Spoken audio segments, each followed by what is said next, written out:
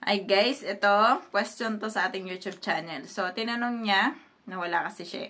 Tinanong niya kung gaano daw katagal ang pag-release ng working visa or working permit dito sa Czech Republic. So, nag-apply po kasi siya dito sa Czech Republic and then wala pa yung kanyang working visa, working permit. So, bago po kasi kayo makapag-apply ng visa, ang una po muna ninyong kailangang ma-receive ay ang working permit na papipirmahan sa inyo ng inyong agency dyan sa Pilipinas.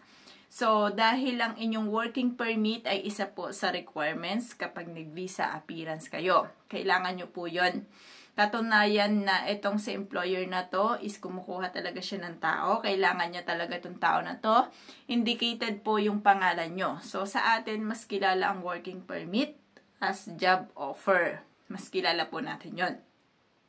So, kung sa gaano daw katagal ang pag-release ng working permit, depende po yon sa inyong employer. Kung kailangan kayo ng employer, pwedeng mga 1 buwan, nandyan agad yung working permit nyo para makapag-visa appearance kayo. Actually kasi talaga, sa tunay na buhay, ang matagal talaga dyan is hindi ang working permit. Ang matagal po dyan ay ang inyong visa approval. So, doon po talaga nagtatagal. Kasi, pag-release po ng working permit sa inyo, hindi po yan magtatagal, papipirmahan lang yan sa inyo. Hindi ko alam kung electronics ang gagawin sa inyong pagpapapirma. Basta sa amin po, nung time namin, parang electronics yata. Hindi ako masyadong sure.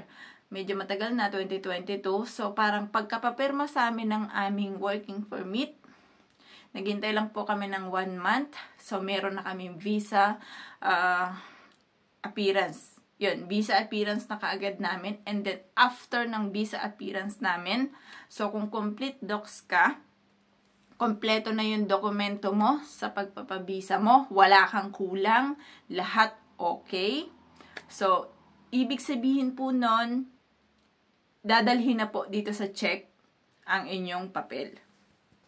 So, noong 2022 kasi, every Tuesday and Friday, nagdadala ang Czech Embassy ng papel dito sa Czech Republic. So, ibig sabihin, kung ikaw ay nagpa-visa ng Monday, tapos complete docs ka, pwedeng pagdating ng Tuesday, madala na kaagad dito sa Czech Republic ang inyo pong visa. Yun nga lang, hindi mo alam kung kailan ka ma-approve. So, may mga cases, nagtatanong po sila kung bakit merong si A at si B, si A nauna kay B, pero si B yung naunang makaalis. Bakit po daw ganon? So, may mga cases po kasi na depende sa urgency ng pag-a-apply nyo. Depende sa urgency ng work na pupuntahan nyo. So, nangyayari po talaga yan. Minsan, may mga employer tayo na mas priority nila yung ganitong category kaysa sa ganitong category.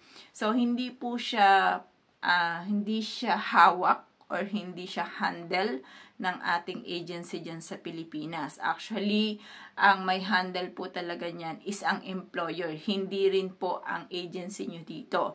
So, kapag si employer nyo nanghingi ng tao sa agency namin dito, si agency namin dito, magsasabi siya ng tao sa agency dyan sa Pilipinas.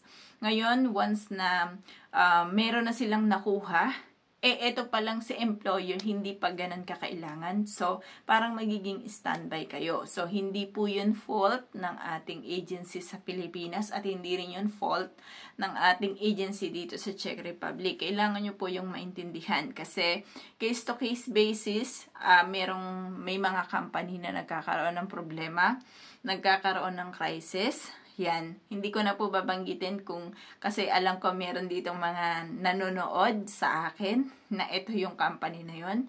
So, nagkaroon ng crisis. So, standby muna lahat ng mga aplikante. So, kapag nag-okay na, so sa ngayon ang alam ko okay na yung problem na yun.